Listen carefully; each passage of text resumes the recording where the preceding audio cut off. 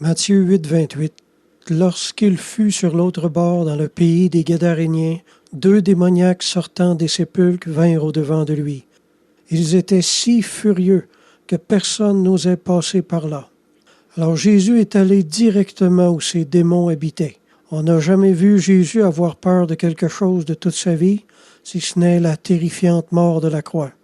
Les démons sont venus au-devant de lui parce qu'ils venaient de mettre le pied sur leur territoire. D'autres qu'eux se seraient peut-être fait tuer, mais les démons ne pouvaient rien faire contre Jésus parce qu'il était absolument saint et que ses disciples étaient de même très sanctifiés par lui.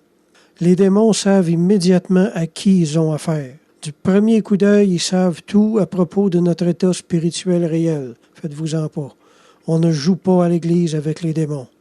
Les 2 démoniaques ont senti une telle odeur de sainteté qu'ils sont venus directement au-devant de Jésus et ils savaient tout de suite qui il était. Il est clair qu'ils ont eu très peur que le temps de leur perte finale soit arrivé. Il est dit que les démons vivent dans une grande fureur, une fureur insoutenable. Les démons ne sont pas des êtres heureux, mais au contraire excessivement malheureux. Ce qu'ils ont fait de leur liberté est devenu une misère sans nom. C'est la même chose pour ceux qui choisissent d'abuser de leur liberté pour vivre dans le péché aujourd'hui. On se souvient qu'il est écrit « Celui qui persévérera jusqu'à la fin sera sauvé ». Eh bien, pour les pratiqueurs volontaires de péché mortel, c'est l'inverse. On peut dire d'eux que ceux qui persévéreront dans leur péché jusqu'à la fin seront perdus.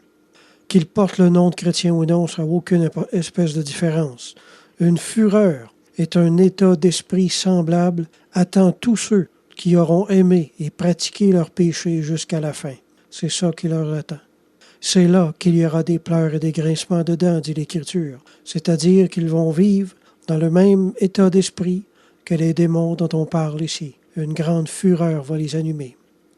1 Corinthiens chapitre 6 nous dit « Ne vous y trompez pas, ni les impudiques, ni les idolâtres, ni les adultères, ni les efféminés, ni les infâmes, ni les voleurs, ni les cupides, ni les ivrognes, ni les outrageux, ni les ravisseurs n'hériteront le royaume de Dieu. Et c'est là ce que vous étiez quelques-uns d'entre vous.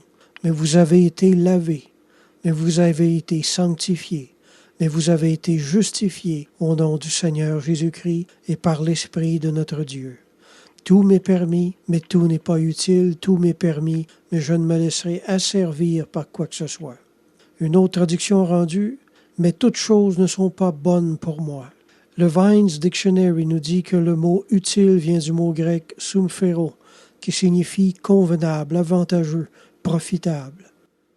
Les mots « tout m'est permis » placés dans le contexte qui précède des péchés signifient que tous les péchés énumérés précédemment peuvent être pardonnés, peuvent trouver pardon.